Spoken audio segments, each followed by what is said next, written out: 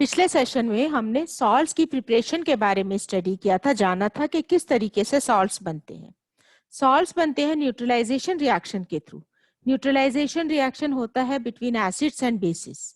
Weak acid strong base, strong acid weak base, weak acid weak base, strong acid strong base, कोई भी हो सकता है। इसके अलावा सॉल्ट्स बनते हैं अगर हम एसिड्स या बेस को अगर हम मेटल्स के साथ में रिएक्ट करवाते हैं तब भी सॉल्ट्स बनते हैं, और साथ में लिबरेट होती है हाइड्रोजन गैस। तो इसका मतलब सॉल्ट क्या हो गया? सॉल्ट हो गया combination of an anion of an acid and a cation of a base. ठीक है, अब देखो, मान लो हम बेस ले लेते हैं सोडियम हाइड्रोक्साइड और एसिड ले लेती है हम HCl। तो अगर हमने बेस लिया सोडियम हाइड्रोक्साइड तो इसका कैटायन कौन सा है? कैटायन हो गया इसका सोडियम आयन। और अगर हम एसिड लेते हैं तो एसिड का एनायन हो गया क्लोराइड आयन। तो अगर हम इन दोनों का रिएक्शन करवाते हैं तो रिएक्शन करवाने के बाद में जो हमें सॉल्ट मिलता है वो मिलता है हमें sodium chloride, which is a combination of sodium ion and the chloride ion.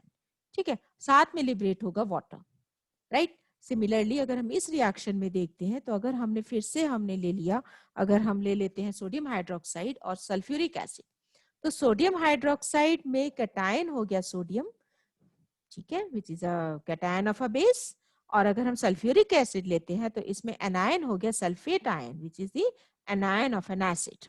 इन दोनों के कॉम्बिनेशन से जो सॉल्ट बना that will be the sodium sulphate.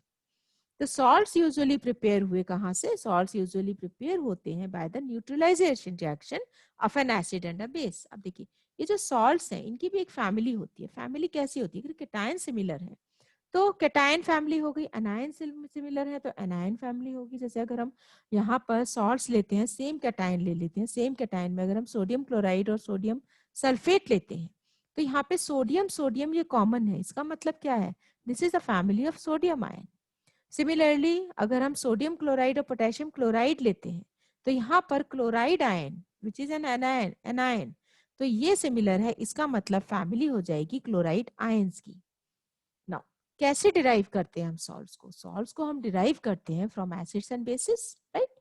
अगर हमें पोटेशियम सल्फेट लेना है तो हम कैसे कहेंगे कि किस एसिड और किस बेस से मिलके पोटेशियम सल्फेट बना है? नॉर्मली बेसिस में प्रेजेंट होते हैं हाइड्रोक्साइड आयंस और एसिड्स में प्रेजेंट होते हैं हाइड्रोजन आयन। तो क्या करते हैं कि जो पोटेशियम है इसके साथ में हम हाइड्रोक्साइड आयन OH लगा देंगे तो बन जाएगा KOH, that is potassium hydroxide. अगर ये सल्फेट है तो सल्फेट में हम हाइड्रोजन आयन लगा देंगे, बन जाएगा H2SO4। तो जो सॉल्ट है K2SO4 ये डिराइव हुआ है from the base, strong base potassium hydroxide and strong acid that is H2SO4 से। इसी तरीके से सोडियम सल्फेट हो गया NaOH and H2SO4, NaOH and HCl, NH4OH and HCl। तो इस तरीके से हम सॉल्ट्स को डिराइव कर सकते हैं from the acids and the basis. Now salts कितने टाइप के होते हैं? Depends on the pH value. अगर पीएच वैल्यू 7 है इसका मतलब सॉल्ट्स हो जाएंगे न्यूट्रल, और न्यूट्रल सॉल्ट्स बनते हैं strong acid and strong base से। मतलब स्ट्रॉन्ग एसिड अगर हम यहाँ एग्जांपल लेते हैं तो सोडियम हाइड्रोक्साइड हो गया, it is the aqueous sodium hydroxide या dilute sodium hydroxide which is an alkali. हमने इसको रिएक्ट करवाया डाइल्यूट HCl के साथ में, तो strong base and strong acid ये दोनों मिलके क्या बनाएंगे? दोनों मिलके बनाएंगे सोडियम क्लोराइड। सोडियम क्लोराइड क्या है? It is a neutral salt. जब भी स्ट्रॉन्ग एसिड और स्ट्रॉन्ग बेस आपस में रिएक्ट करते हैं तो न्यूट्रलाइजेशन रिएक्शन की वजह से जो सॉल्ट बनता है दैट विल बी न्यूट्रल। ठीक है, इसी तरीके से अगर हम वीक एसिड और वीक बेस लेते हैं तब भी सॉल्ट न्यूट्रल बनेगा जिसकी पीएच वैल्यू 7 होगी, जिसका एग्जाम्पल है कैल्शियम सल्फेट। इसी तरीके से पीएच वैल्यू अगर लेस देन 7 है, लेस देन 7 का मतलब है कि एसिडिक कैरेक्टर शो करेगा सॉल्ट। एसिडिक कैरेक्टर शो कब करेगा? एसिडिक कैरेक्टर शो करेगा जब रिएक्शन होगा स्ट्रॉन्ग एसिड और वीक बेस के बीच में। स्ट्रॉन्ग एसिड मान लो हम ले लेते हैं हाइड्रोक्लोरिक एसिड, और वीक बेस हो गया अमोनियम हाइड्रोक्साइड। सॉल्ट क्या बनेगा? सॉल्ट बनेगा अमोनियम क्लोराइड। अमोनियम क्लोराइड और साथ में मिलेगा पानी, वाटर, यहाँ पर बन गया। सो it is the acidic salt, क्योंकि यहाँ पर एसिड स्ट्रॉन्ग है लेकिन बेस वीक है। अगर पीएच वैल्यू हो जाती है मोर देन 7 सॉल्ट्स की, इसका मतलब सॉल्ट हो जाएंगे बेसिक सॉल्ट्स। बेसिक सॉल्ट में strong base and weak acid. Strong base हो जाएगा सोडियम हाइड्रोक्साइड, पोटेशियम हाइड्रोक्साइड, कुछ भी हो सकता है, और वीक एसिड में हम कोई भी ऑर्गेनिक एसिड ले सकते हैं, हम कार्बोनिक एसिड भी ले सकते हैं क्योंकि carbonic acid weakest mineral acid है। तो इन दोनों के कॉम्बिनेशन से बनता है बेसिक सॉल्ट। ठीक है, तो इसका मतलब सॉल्ट्स कितने टाइप के हो गए? सॉल्ट्स हो गए 3 टाइप्स के, neutral salts, acidic salts and basic salts. Neutral salts जिनकी पीएच वैल्यू 7 होती है, जो स्ट्रॉन्ग एसिड स्ट्रॉन्ग बेस या वीक एसिड वीक बेस से बनते हैं। एसिडिक सॉल्ट्स जिनकी पीएच वैल्यू लेस देन 7 होती है, जो स्ट्रॉन्ग एसिड और वीक बेस से बनते हैं।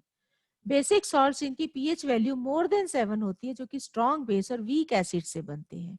So these are the 3 type of salts we have to study. Now अब देखो फॉर्मूला जो है जिनके बेस पर हम ये कह सकते हैं कि जो सॉल्ट्स हैं वो कैसे मिले, किस तरीके से मिले, और एसिडिक होंगे, बेसिक होंगे या न्यूट्रल होंगे। सपोज हमारे पास में है पोटेशियम सल्फेट। पोटेशियम सल्फेट जैसे मैंने अभी बताया, पोटेशियम हाइड्रोक्साइड और सल्फ्यूरिक एसिड, मतलब के साथ में पोटेशियम कैटायन है, इसके साथ में हमने लगा दिया हाइड्रोक्साइड एनायन, तो बन गया बेस। सल्फेट एनायन है, नॉन मेटेलिक ऑक्साइड है। नॉन मेटेलिक ऑक्साइड्स जनरली कैसे होते हैं? एसिडिक होते हैं नेचर में। तो यहाँ पर अगर वो एसिडिक नेचर में है तो कौन सा आयन आएगा? यहाँ पर आ जाएगा हाइड्रोजन आयन, और हाइड्रोजन आयन आ जाएगा तो ये बन जाएगा सल्फ्यूरिक एसिड।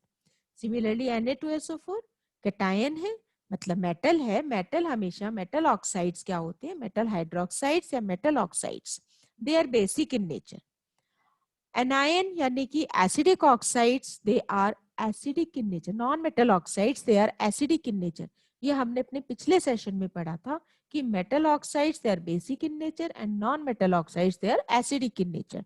अगर मेटल ऑक्साइड्स बेसिक है तो सोडियम के साथ में हम हाइड्रोक्साइड लगाएंगे, NaOH। सल्फ्यूरिक एसिड बन जाएगा, हाइड्रोजन आयन लग जाएगा नॉन मेटल ऑक्साइड के साथ में। अब इन दोनों का जब रिएक्शन होगा तो ये सॉल्ट मिलेगा, एंड सॉल्ट क्या है? Strong base and strong acid, so it is neutral, right. इसी तरीके से strong acid and strong base neutral, strong base strong acid neutral, strong base strong acid neutral, strong base and weak acid basic, and strong acid and weak base it is acidic in nature. So this is how we can derive the salts, and we can say that the salt is acidic, basic or neutral in nature. Now what is salt hydrolysis? Salt hydrolysis क्या है? Salt को अगर हम water के साथ में react करवा देते हैं तो हमें वापस एसिड और बेस मिल जाता है। इसका मतलब क्या हुआ? हमने पीछे पढ़ा था कि न्यूट्रलाइजेशन रिएक्शन जो होता है एसिड और बेस के बीच में, उससे हमें मिलता है सॉल्ट और साथ में लिबरेट होता है वाटर। लेकिन वहीं पर अगर हम सॉल्ट का हाइड्रोलिसिस करा देते हैं, हाइड्रोलिसिस का मतलब होता है वाटर के साथ में रिएक्शन हम करवा देते हैं, तो बनता है वापस हमें पेरेंट एसिड और पेरेंट बेस मिल जाता है। So it is a reversible reaction, reverse of neutralisation, right. अच्छा, इसके बाद में अगर हम सोडियम क्लोराइड का वाटर के साथ में करवाते हैं फॉर एग्जांपल, तो सोडियम हाइड्रोक्साइड और HCl यानी कि हाइड्रोक्लोरिक एसिड मिलेगा। सोडियम कार्बोनेट का वाटर के साथ में रिएक्शन करवाते हैं तो हमें मिल जाएगा sodium hydroxide and carbonic acid. अब देखिए कार्बोनिक एसिड क्या है? It is a weak acid. Sodium hydroxide क्या है? It is a strong base. तो सॉल्ट कैसा हो जाएगा? सॉल्ट हो जाएगा basic, right. So this is salt hydrolysis, मतलब breakdown of salt with the help of water. This is known as salt hydrolysis, जिसमें हमें एनायन मिलता है, कैटायन और एनायन मिलते हैं सॉल्ट को, जो कि बना देते हैं एसिडिक और basic solution, right. Now it is sodium chloride. अभी हमने सॉल्ट्स पढ़ा, सॉल्ट्स में हमने सोडियम क्लोराइड की प्रिपरेशन भी पढ़ी थी। सोडियम क्लोराइड को जनरली कॉमन सॉल्ट कहते हैं, सी वाटर से डिराइव होता है। सी वाटर को अगर हम इवेपोरेट करते हैं, कई बार बीचेस पर अगर हम जाएं तो वहां पर हम बहुत सारे शैलो जो है ना छोटे छोटे गड्ढे देखते हैं बने हुए, ठीक है, शैलो पिट्स जिन्हें कहा जाता है, उनमें हम सी वाटर को भरा हुआ देखते हैं, और सनलाइट की प्रेजेंस में सी वाटर इवेपोरेट होता है और सॉल्ट मिल जाता है। रॉक सॉल्ट हमें मिलता है, जिसे हम काला नमक कहते हैं, वो हमें मिलता है कोल की फॉर्म में, या कोल की तरह से इसकी माइनिंग की जाती है, ब्राउन कलर का होता है, क्रिस्टलाइन होता है शेप में। सोडियम क्लोराइड किस तरीके से मिलता है, कैसे प्रिपेयर किया जाता है? सोडियम क्लोराइड को जनरली डिपॉजिट से माइनिंग की तरह से, खुदाई की तरह से, जैसे कोयला निकाला जाता है, कोल की माइनिंग होती है, बिल्कुल उसी तरीके से सोडियम क्लोराइड की भी माइनिंग होती है। दूसरा तरीका है कि ब्राइन सॉल्यूशन को हमने बना लिया। ब्राइन सॉल्यूशन हमने कैसे बनाया? वाटर को हम ऐड करेंगे इनटू द डिपॉजिट्स, मतलब वाटर का को ऐड करेंगे, या हम कहेंगे कि पानी को हम डिपॉजिट्स की तरफ को में उनको पास करेंगे। तो उससे क्या है कि जो सॉल्ट्स है वो वाटर में डिसॉल्व हो जाएंगे, सॉल्यूशन बन जाएगा। उस सॉल्यूशन को पंप के थ्रू बाहर निकाल लिया जाता है। उसके बाद में उसका क्रिस्टलाइजेशन होता है। क्रिस्टलाइजेशन होने के बाद में जो सॉल्ट मिलता है वो क्रिस्टल्स की फॉर्म में मिलता है, लेकिन उसमें इम्प्योरिटीज प्रेजेंट होती हैं। तो इम्प्योरिटीज को फिर ड्रेन आउट कर दिया जाता है और प्योर क्रिस्टल्स मिल जाते हैं by dissolving the salts with little water and filtering the solution. Now what are the uses of common salt? Uses क्या है कॉमन सॉल्ट के? Common salt important raw material है बहुत सारे डेली यूज के मटेरियल्स का। उसी तरीके से कॉमन सॉल्ट से हमें सोडियम हाइड्रोक्साइड, कास्टिक सोडा मिलता है, वॉशिंग सोडा मिलता है, ब्लीचिंग पाउडर मिलता है। कॉमन सॉल्ट हमारे फूड में एज प्रिजर्वेटिव यूज होता है। इसके अलावा कॉमन सॉल्ट फ्लेवर प्रोवाइड करता है हमारे फूड को। इंडस्ट्रीज में भी यूज होता है। ठीक है, अब देखिए कौन से इंपॉर्टेंट केमिकल्स हैं जो हमें सोडियम क्लोराइड या कॉमन सॉल्ट से मिलते हैं। जिसमें पहला है sodium hydroxide. This is the first one which is known as the caustic soda. Caustic soda हमें मिलता है क्लोर एल्कली प्रोसेस से। क्लोर एल्कली प्रोसेस क्या है? नॉर्मली क्लोर एल्कली का मतलब होता है क्लोरीन अलोंग विद एल्कली, जहां पर क्लोरीन और एल्कली दोनों ही हमें मिल रहे हैं। That's why it is known as chlor alkali process. तो सोडियम हाइड्रोक्साइड हमें मिलता है by the electrolysis of an aqueous solution of sodium chloride which is known as brine. ठीक है, ब्राइन है मतलब कि सोडियम क्लोराइड में हमने वाटर ऐड किया और उसमें हमने इलेक्ट्रिसिटी पास कर दी, तो हमें मिलता है सोडियम हाइड्रोक्साइड। साथ में गैस लिबरेट होती है क्लोरीन और हाइड्रोजन गैस। क्योंकि यहाँ पे क्लोरीन और एल्कली दोनों ही हमें मिल रहे हैं एक साथ, इसीलिए इस प्रोसेस का नाम है क्लोर एल्कली प्रोसेस। क्लोर का मतलब क्लोरीन एंड एल्कली का मतलब हो जाता है एक्वस सोडियम हाइड्रोक्साइड। ठीक है, इस केस में क्या होता है कि जो सोडियम हाइड्रोक्साइड है वो डिपॉजिट होता है at the cathode. Chlorine obtain होती है एट द एनोड और हाइड्रोजन गैस भी हमें मिलती है कैथोड पे। बिल्कुल हम इस तरीके से कह सकते हैं कि ये हमारा इलेक्ट्रोलिटिक सेल है। इलेक्ट्रोलिटिक सेल में हमने यहाँ पर ब्राइन सॉल्यूशन को फिल कर दिया, सोडियम क्लोराइड सॉल्यूशन को फिल कर दिया हमने। ये दो हमारे इलेक्ट्रोड्स हो गए, ग्रेफाइट की रॉड्स हैं। ये इलेक्ट्रिसिटी पास करेंगे, सर्किट कंप्लीट कर देंगे। इलेक्ट्रिसिटी जब पास करते हैं तो sodium hydroxide sodium chloride solution का ब्राइन का इलेक्ट्रोलिसिस होता है, इसका आयनाइजेशन होता है और उसके बाद में जो कैटायंस है वो कैथोड की तरफ चले जाते हैं, एनायंस एनोड की तरफ चले जाते हैं। तो कैथोड पर बन जाती है हाइड्रोजन गैस और एनायन पे बन जाती है क्लोरीन गैस। साथ में एक और बाई प्रोडक्ट निकलता है जिसे हम कहते हैं सोडियम हाइड्रोक्साइड सॉल्यूशन, और ये हमें कैथोड के पास में मिलता है, मतलब कि जाके सेटल डाउन हो जाता है at the base of the, या हम कह सकते हैं नियर दी कैथोड। NaCl से कैथोड पे हमें क्या क्या मिला? हमें मिला हाइड्रोजन गैस, जिसका यूज क्या है? फ्यूल्स में यूज होता है और फर्टिलाइजर्स में यूज होती है। एनोड पे हमें मिली chlorine gas. Chlorine gas usually use होती है in the case of water treatment plants. Polyvinyl chloride, CFC यानी कि क्लोरोफ्लोरोकार्बन्स और पेस्टिसाइड्स में क्लोरीन गैस प्रेजेंट होती है। सोडियम हाइड्रोक्साइड मेन कंस्टिट्यूएंट होता है सोप एंड डिटर्जेंट का। इसके अलावा पेपर इंडस्ट्री में काम आता है, ब्ली फाइबर मेकिंग में काम में आता है।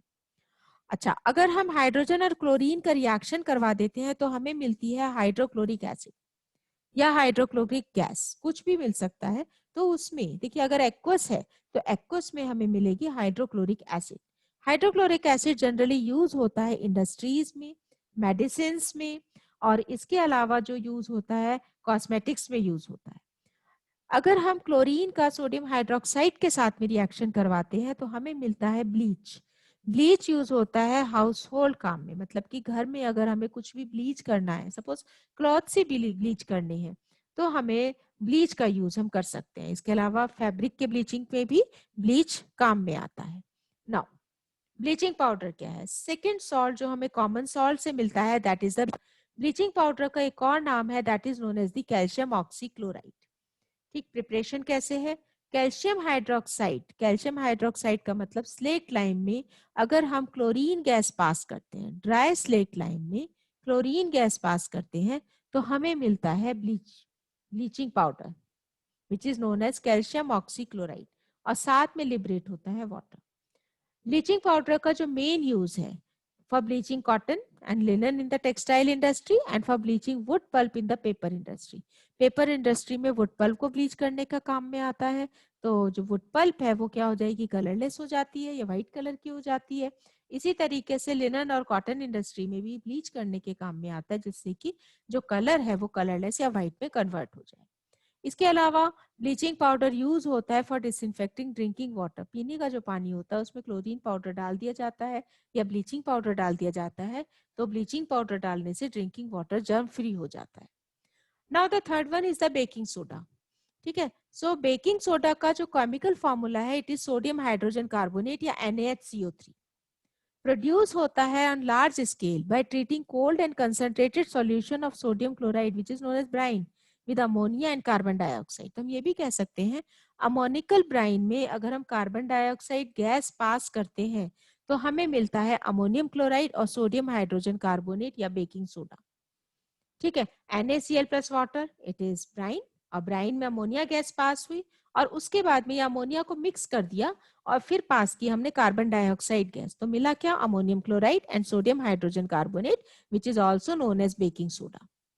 हीट करने पर sodium hydrogen carbonate sodium carbonate में कन्वर्ट हो जाता है और साथ में गैस निकलती है कार्बन डाइऑक्साइड और लिबरेट होता है वाटर। राइट, अब देखो प्रॉपर्टीज क्या है बेकिंग सोडा। प्रॉपर्टीज है white crystalline solid sparingly soluble in water, mild non corrosive base है। इसके अलावा सॉल्यूशन है अल्कलाइन सॉल्यूशन है in nature due to hydrolysis. अब देखो सोडियम हाइड्रोजन कार्बोनेट को अगर हम वाटर के साथ में रिएक्ट करवाते हैं तो हमें मिलता है सोडियम हाइड्रोक्साइड और कार्बोनिक एसिड। तो इसका मतलब क्या हो गया कि जो एक्वस सॉल्यूशन है सोडियम हाइड्रोजन कार्बोनेट का ये अल्कलाइन है नेचर में, क्योंकि अगर हम वाटर के साथ में रिएक्ट करवाएंगे तो इससे बनता है एक product that is known as the alkali. Uses है सोडियम हाइड्रोजन कार्बोनेट के, it is used as an anti acid to treat acidity of the stomach. अगर हाइपर एसिडिटी हो जाती है हमारे बॉडी के अंदर या एसिड की कंसंट्रेशन इतनी ज्यादा हो जाती है कि कंट्रोल नहीं आती, तो फिर बेकिंग सोडा के सॉल्यूशन को यूज किया जाता है to for the treatment of acidity. Baking powder बनाने के काम में आता है जो कि केक्स ब्रेड्स वगैरह बनाने के काम आता है। इसके अलावा बेकिंग सोडा यूज होता है इन soda acid fire extinguishers. Red colour के सिलेंडर्स आप लोगों ने बड़ी बड़ी बिल्डिंग्स में रखे देखे होंगे, उनमें प्रेजेंट होता है सल्फ्यूरिक एसिड और सोडियम हाइड्रोजन कार्बोनेट। जब ये मान लीजिए कहीं आग लग जाती है उस केस में क्या किया जाता है कि जो नॉब है सिलेंडर की उसको ओपन करके प्रेशर को रिलीज कर दिया जाता है। जब प्रेशर रिलीज होता है तो सल्फ्यूरिक एसिड और सोडियम हाइड्रोजन कार्बोनेट ये दोनों रिएक्ट कर जाते हैं और फिर गैस बना देते हैं कार्बन डाइऑक्साइड। इस कार्बन डाइऑक्साइड गैस का फिर स्प्रे कर दिया जाता है तो carbon dioxide gas as a blanket act करती है और ऑक्सीजन सप्लाई को रोक देती है। और जब यहाँ से ऑक्सीजन सप्लाई रुक जाती है तो जो लगी हुई आग है वो बुझने की तरफ हो जाती है। अब बेकिंग सोडा की प्रिपरेशन से मैंने बताया था कि इससे हम बेकिंग पाउडर बना देते हैं। अगर बेकिंग सोडा में हम माइल्ड एडिबल एसिड जैसे टार्टेरिक एसिड को मिक्स कर दें तो क्या होगा, तो बन जाता है बेकिंग पाउडर। ठीक है, इसके अलावा अगर हमें केक वगैरह बनाने होते हैं तो बेकिंग पाउडर को हम हीट करते हैं या वाटर के साथ में मिक्स करते हैं, उसमें क्या होगा, कार्बन डाइऑक्साइड गैस रिलीज होती है। तो this is the carbon dioxide gas which is responsible for the softening and sponginess of the cakes और ब्रेड। मतलब कि बेकिंग सोडा में कोई भी mild edible acid, suppose baking powder हमारे पास नहीं है तो हम क्या करते हैं, जनरली सोडा ले लेते हैं और उसके साथ में हम दही या नींबू डाल देते हैं। दही में होता है लैक्टिक एसिड और नींबू के अंदर या लेमन के अंदर प्रेजेंट होता है सिट्रिक एसिड। तो वो भी वही काम करता है जो बेकिंग पाउडर करता है। नॉर्मली क्या होता है कि सोडियम हाइड्रोजन कार्बोनेट में हाइड्रोजन आयंस के साथ में ये रिएक्ट करता है, हाइड्रोजन आयंस के साथ में रिएक्ट करते हैं। हाइड्रोजन आयन कहाँ से आए, हाइड्रोजन आयन आए किसी भी एसिड के साथ में। एसिड और वाटर को जब हम मिक्स करते हैं बेकिंग सोडा में तो हाइड्रोजन आयंस हमें मिलते हैं, आयनाइजेशन होता है। और हाइड्रोजन आयंस के साथ में जब सोडियम हाइड्रोजन कार्बोनेट का रिएक्शन होता है तो हमें मिलता है sodium salt of any acid, कोई भी एसिड। सिट्रिक एसिड है तो sodium salt of citric acid, tartaric acid है तो sodium salt of tartaric acid, और साथ में लिबरेट होती है बहुत ज्यादा अमाउंट में कार्बन डाइऑक्साइड गैस। ये carbon dioxide gas it is only responsible for the sponginess and softness of the cakes. Now washing soda it is also known as sodium carbonate decahydrate. कहाँ से मिलता है हमें? It is also a chemical which is obtained from sodium chloride. देखो अभी हमने पीछे पढ़ा था कि सोडियम हाइड्रोजन कार्बोनेट की प्रिपरेशन कैसे होती है। जब हम अमोनिकल ब्राइन में, अमोनिकल ब्राइन का मतलब हो गया ब्राइन, सोडियम क्लोराइड को वाटर के साथ में रिएक्ट करते हैं तो ब्राइन बनता है। उसमें हम अमोनिया मिक्स करते हैं और कार्बन डाइऑक्साइड गैस पास करते हैं तो हमें मिलता है सोडियम हाइड्रोजन कार्बोनेट और अमोनियम क्लोराइड, राइट। अब जो सोडियम हाइड्रोजन कार्बोनेट मिला उसे हमने हीट कर दिया, हीट कर दिया तो हमें मिल जाता है सोडियम कार्बोनेट, साथ में निकलती है कार्बन डाइऑक्साइड गैस। ठीक है, अब देखो, अब जो ये सोडियम कार्बोनेट है इसको हम हीट कर देते हैं, इसको हम मिक्स कर देते हैं वाटर के साथ में, पानी के साथ। और जब हम वाटर के साथ में इसे मिक्स करते हैं तो हमें मिलता है hydrated sodium carbonate. Hydrated sodium carbonate का मतलब हो गया जिसमें कि 10 मॉलिक्यूल्स वाटर के प्रेजेंट है, पानी के प्रेजेंट है। जो ये 10 मॉलिक्यूल्स वाटर के हैं इन्हें हम कहते हैं वाटर ऑफ क्रिस्टलाइजेशन। तो वाटर ऑफ क्रिस्टलाइजेशन क्या हो गया? वाटर ऑफ क्रिस्टलाइजेशन वो मॉलिक्यूल्स वाटर के हैं जो किसी भी सॉल्ट को में प्रेजेंट होके उस सॉल्ट को कलर प्रोवाइड करते हैं। हाइड्रेटेड सॉल्ट्स कहा जाता है ऐसे सॉल्ट्स को। ठीक है, तो सोडियम कार्बोनेट को जब हम वाटर मॉलिक्यूल्स के साथ में मिक्स कर देते हैं तो मिल जाता है हमें सोडियम कार्बोनेट डेकाहाइड्रेट। प्रॉपर्टीज क्या है वॉशिंग सोडा की? ट्रांसपेरेंट होता है, क्रिस्टलाइन सॉलिड होता है, पानी में इजीली सॉल्युबल हो जाता है, डिटर्जेंट प्रॉपर्टीज होती हैं, मतलब कि कपड़े साफ करने के काम में आता है, या कोई भी डिटर्जेंट पाउडर जहां पर भी यूज होता है वहां पर यूज हो जाता है। एनहाइड्रस सोडियम कार्बोनेट को हम कहते हैं soda ash. Anhydrous sodium carbonate क्या हो गया? जहां पर ये 10 मॉलिक्यूल्स वाटर के प्रेजेंट नहीं है उसको हम कहेंगे anhydrous sodium carbonate and it is known as soda ash. Now what are the uses of this washing soda? Glass, soap and paper industry में यूज होता है, सोडियम कंपाउंड जैसे बोरैक्स बनाने के काम में आता है, परमानेंट हार्डनेस को रिमूव करने के काम में आता है, और डोमेस्टिक पर्पज में एज क्लींजिंग एजेंट काम करता है। देखो अब यहाँ पर आ गया वाटर ऑफ क्रिस्टलाइजेशन। मैंने अभी बताया था कि वाटर मॉलिक्यूल्स जो कि पार्ट होते हैं स्ट्रक्चर ऑफ अ क्रिस्टल, ठीक है, water molecules which form a part of the structure of a crystal are called water of crystallisation.